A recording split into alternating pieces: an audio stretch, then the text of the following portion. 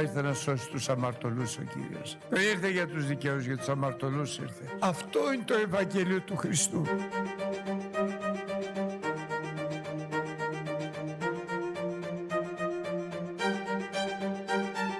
Είναι μήνυμα ελπίδας, βεβαίας και ασφαλούς.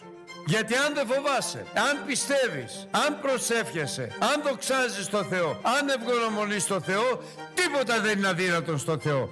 Και τίποτα δεν είναι αδύνατον στον πιστεύοντα στον Θεό.